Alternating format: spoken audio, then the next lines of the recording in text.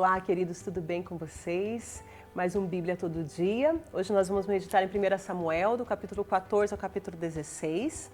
Saul está em constante batalha contra os filisteus e agora nós vemos Jonatas, seu filho, tendo uma ideia para derrotar os filisteus. E ele pede a direção de Deus, né? Ele pede a proteção de Deus e ele e seu escudeiro acabam atacando os filisteus. Nós vemos eles matando 20 homens e quando eles matam esses 20 homens, vem um terremoto sobre a terra. Um terremoto espalhando terror entre os filisteus, pânico entre eles. Há uma derrota muito grande sobre eles e Saul acaba fazendo um juramento insensato. Ele acaba dizendo que maldito seria o homem que comesse qualquer coisa antes de anoitecer e antes de ele ter vingado totalmente seus inimigos. Saul aproveita aquela batalha, leva os seus homens que se enchem de coragem vendo o que aconteceu através de Jonatas e do seu escudeiro. Ele se enche de motivação para batalhar, mas Saul agora diz: vocês não vão comer até que todos os inimigos sejam derrotados.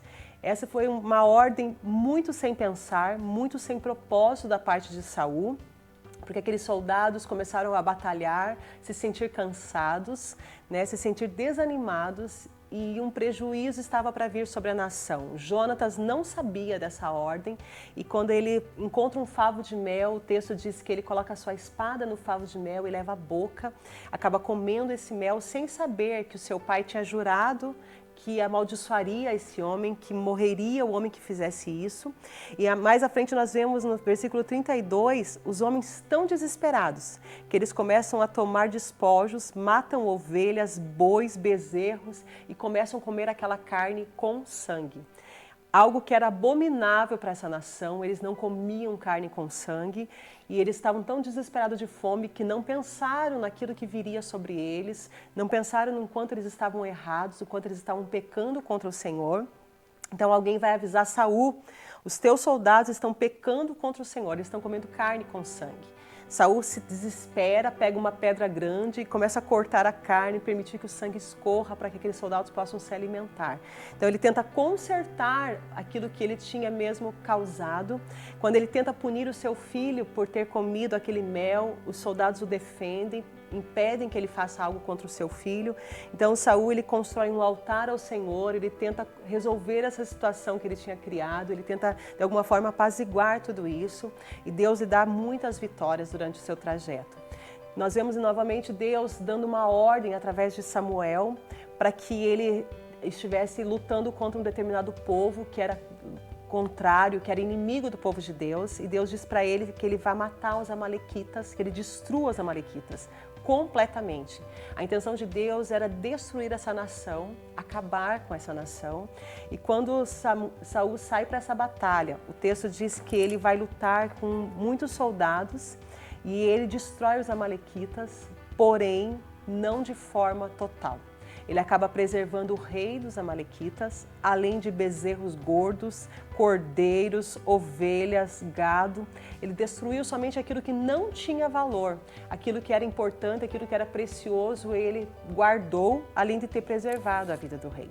Então o Senhor diz a Samuel que se arrependeu de ter colocado Saul sobre o reino, porque ele tinha se afastado do Senhor e tinha recusado de obedecer totalmente ao Senhor. E essa palavra doeu em Samuel, porque Samuel queria ver Saul prosperar no seu reino. Samuel amava aquele povo e queria que aquele povo estivesse bem diante de Deus. Então o texto diz que Samuel ficou frustrado e a noite toda ele clamou ao Senhor antes de se encontrar com Saul. E quando Samuel encontra com Saul, ele pergunta a Saul: que o Senhor te abençoe. E Saul responde: eu cumpri a ordem do Senhor. Saul mente. Então Samuel pergunta: então o que é esse balido de ovelhas, esse mugido de bois que estou ouvindo? Saul responde: na verdade os soldados pouparam o melhor do gado. Então Saul começa a, de alguma forma, justificar a atitude deles. Nós preservamos o melhor, as ovelhas melhores, porque nós vamos oferecer ao Senhor. Nós vamos dar em sacrifício ao Senhor. E aqui nós vemos um versículo que é muito conhecido e muito usado nos nossos dias. Depois da justificativa de Saul pelo que ele fez: eu desobedeci ao Senhor, mas a minha intenção foi boa. Já ouviram esse tipo de coisa? Eu fiz, mas eu fiz com uma boa intenção. Eu fiz, mas eu vou dar uma oferta para o Senhor. Então Samuel, ele traz uma resposta muito certeira no versículo 22. O que mais agrada ao Senhor? Holocaustos ou sacrifícios? Obediência à voz dele. Em alguns textos diz assim, eis que obedecer é melhor do que sacrificar. A minha versão diz, ouça, a obediência é melhor que o sacrifício e a submissão é melhor do que as ofertas de gorduras e de carneiros. O que Samuel estava ensinando para Saul e para todos aqueles que futuramente leriam essa palavra, meditariam nessa palavra, é que o que Deus espera do homem não são somente os sacrifícios, mas em primeiro lugar, obediência. Se Deus deu uma ordem para que ele destruísse tudo, era para ele ter destruído tudo. Deus não queria que fosse preservado nada, não era para ter lembrança, não era para sobrar nada daquela nação. Aquela nação precisava ser totalmente extinta. E Saul desobedeceu a ordem de Deus.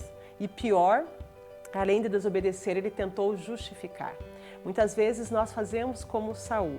Nós erramos, desobedecemos a Deus e ainda encontramos uma boa justificativa. Eu fiz com uma boa intenção. Eu fiz porque eu quero, de alguma forma, eu vou honrar Deus. Deus conhece meu coração, Deus sabe que eu tenho intenção. Irmãos, a nossa intenção, ela não é suficiente para nos justificar diante de Deus. A intenção do nosso coração não é suficiente para justificar as nossas más atitudes, os nossos erros. Nada do que nós fazemos, quando é fora da vontade de Deus, justifica aquilo que nós estamos fazendo. Porque Deus quer muito mais obediência do que sacrifício. Deus prefere a sua obediência, ainda que ela custe, do que qualquer sacrifício que você possa oferecer. Muitas pessoas têm uma vida de total sacrifício a Deus, mas de pouca obediência.